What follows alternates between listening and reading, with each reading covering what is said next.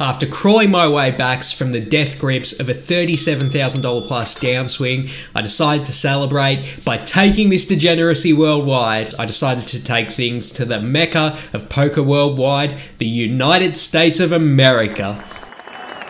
I kicked things off with a 16-hour flight to Los Angeles, California. When I got there, I checked into my shitbox of a hotel room and then ended up sleeping about 14 hours because I can't sleep on planes. By the time I finally woke up, it was 9 a.m. on a Monday morning, but I was 5 minutes away from the world-renowned Commerce Casino, so I was keen to see if there were any games running in that time. And this is why LA is the absolute go-to place to play cash games in the world. It was 9 a.m. on a Monday morning. There were 3 games of 510 already up and running.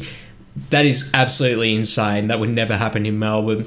But you better believe I hopped over to the casino and bought into one of these games. The max buy-in for this game was 1,500 freedom dollars. Let's see if we can run it up with some beginner's luck. In this first interesting hand we played, there was a loose aggressive player who limps under the gun 7-handed, and then the action folds around to my hijack, and I have a Jack 10 of hearts. I go ahead and ISO raise it up to 55, and then I get a call from the small blind, big blind, as well as the original under the gun limper. So we go 4 ways to a flop, 10 of spades, 8 of hearts, 2 of clubs. So we do have top pair and the backdoor flush draw. The action checks to me. I go ahead and c-bet 75. Kind of a bigger sizing to use with 1/3 in a multi-way pot, but if LA poker is as good as I think, I'm probably still going to get a lot of action from worse hands, even with a larger size bet. And what do you know, I end up getting 2 callers onto the turn, which is the 3 of hearts, turning us the backdoor flush draw. The big blind checks, and then the under the gun original limper actually goes ahead and leads 200. They definitely could have some stronger hands than Jack 10 in their range, a stronger 10 that didn't want to let a free card peel off, maybe a set or 2 pair that's trying to get money in the pot now that the backdoor flush draw's there. They could also be semi-bluffing with a turned backdoor flush draw, or straight draw, like if they made a loose float with 4-5 on the flop, or ace-5, ace-4, etc. So definitely can't do anything but call. Even if I didn't have the backdoor heart draw, I'd probably still call on the turn if I had like Jack 10 of clubs, but with the heart draw, it's an absolute no-brainer defend.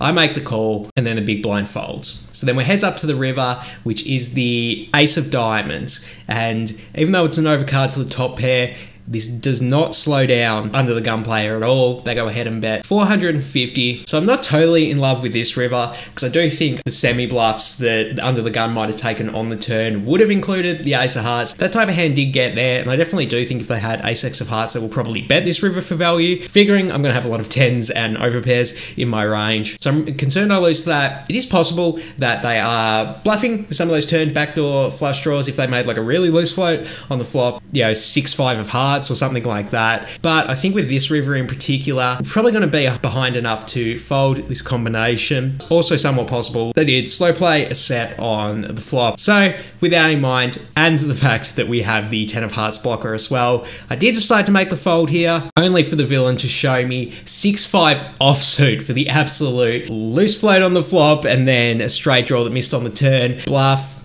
So GDG. Not the type of thing I was used to seeing in Melbourne, but sort of clues me in a bit to the aggressive dynamics that are happening here in California. So in this next hand, we're down to 6-handed at the moment. A few people left the game. I guess they had to go to work or something at 11 a.m. on a Monday. Fair enough, I suppose. Anyway, a tight aggressive hijack opens it up for 30. Then the same villain from the previous hand calls on the button, a tight aggressive small blind calls, and then I'm in the big blind with king 6 of spades. I make what I think is a pretty uncontroversial defend.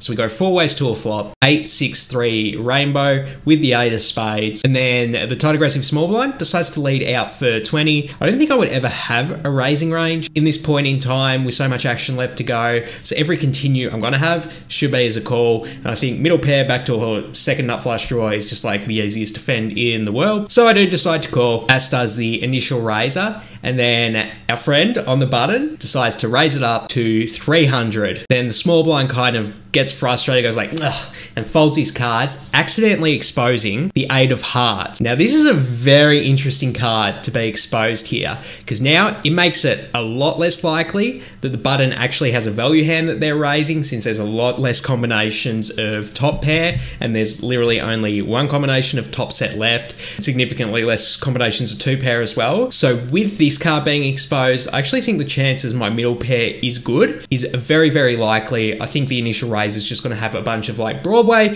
type hands in their range that are floating to the very small lead bet on the flop. I think the chances my hands is good here are really high, so I definitely don't want to fold in this spot. I also don't want to flat, just with the SPR being what it is. We're probably going to call any bet on the turn, and with this hand in particular, there's going to be a lot of bad turns for us. So it's not like a hand is strong enough to trap with a call. I do think if I did have a set or 2 pair, I probably would trap here. But I think with a middling strength hand, like a second pair, that probably is good. I think I just have to go all in this spot.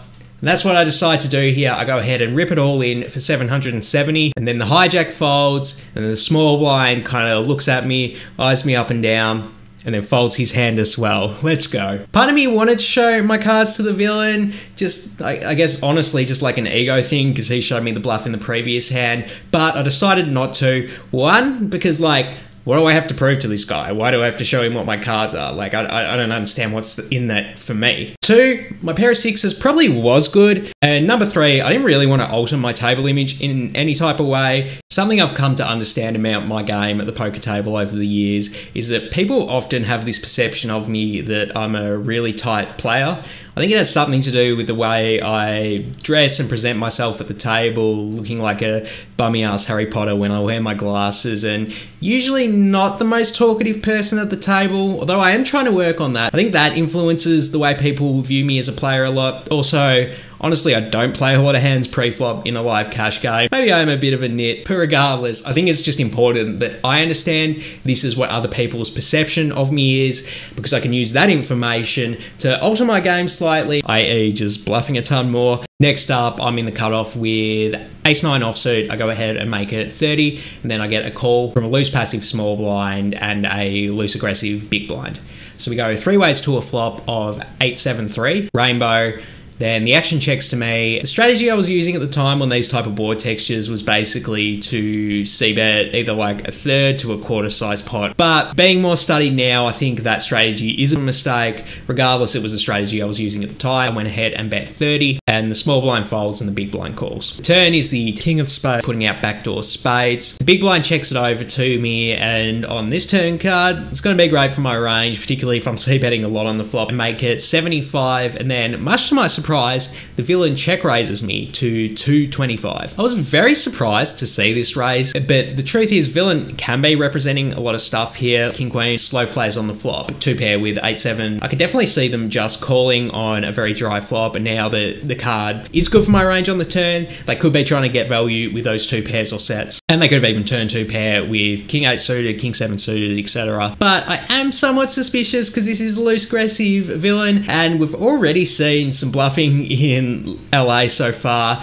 So I think the dynamics of the game are very aggressive. So I do want to have some defense here, particularly when I am in position, and I'm getting a pretty decent price. And the key thing about my hand specifically is I do have the ace of spades. So I do have a bit of showdown value, but also I do want to have some bluffs on the river if a spade does peel off. Like if I only ever defend here, strong pairs plus and some nut flush draw type hands, then I'm going to be pretty easy to play against on the river. I do decide to defend here.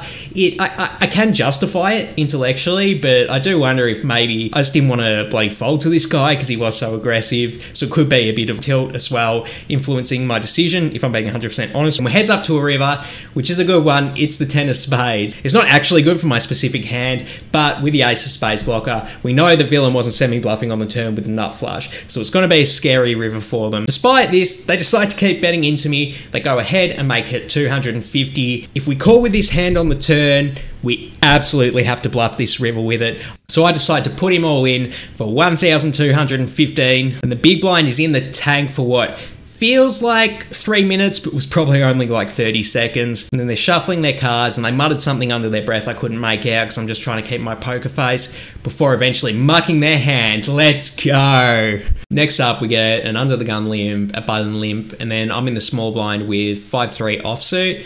And I can already hear you asking, Lee, what the fuck? Like, this is the most obvious fold ever. I agree. But I was also bored because live poker is really slow, so I make a very fishy call in the small blind, and we're going to see a flop because the big blind checks with 4 ways, and the flop is ace-4 deuce with 2 diamonds. So fishy plays getting rewarded here. I do flop the nuts. I do actually think it's a pretty interesting decision whether you want to just lead this hand multi-way or check it over trying to get the check raise in. At the time, I was playing a strategy in limp pots to just never bet into that many people when you're the first to act. I do think there probably is some room to just like try and build up pots when you do have a really strong hand. But even if I was playing that strategy, I don't know if this is the board to do that. So what am I going on about? I check it here as I should. And the action checks to a passive button who goes ahead and bets 30. Now's time to spring my trap. I go ahead and check raise it to 125. And then the other players fold, but the button calls. Now this is a really, really good spot for me because I think villain is going to have a lot of ace-x hands in their range, probably all of the ace-x 2 pairs, as well as some flush draws. We just really want to fade the diamond because if they do turn a flush, we are dead with a made straight. And fortunately we do because it turns the jack of clubs. Let's go. Now I think this is an absolute slam dunk overbet spot. I think villain's going to be entirely unelastic if they do have 2 pair, and they have a lot of combinations of 2 pair. Plus some sets are also possible as well. And if they do have a flush draw, there will definitely be some elasticity with that specific part of their range, but not enough to dissuade me from trying to get value with the nuts here. So I go ahead and bet 400. And then the button calls, let's go. And the river's a 10 of diamonds.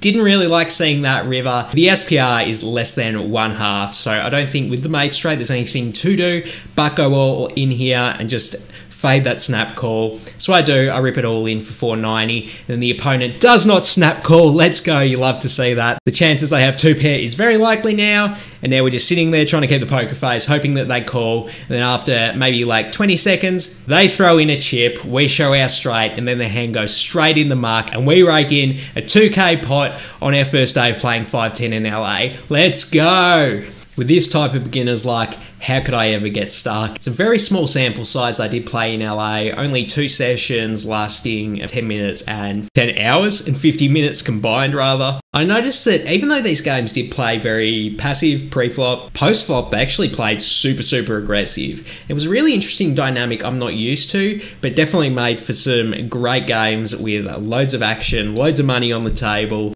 Also, it turns out that when you flop a straight and end up stacking someone, even though you had a bullshit hand, you do end up having pretty good results. Over the 10 hours and 50 minutes, I made 1,440 whilst I was in LA. So poker in LA seems great, right? Wrong.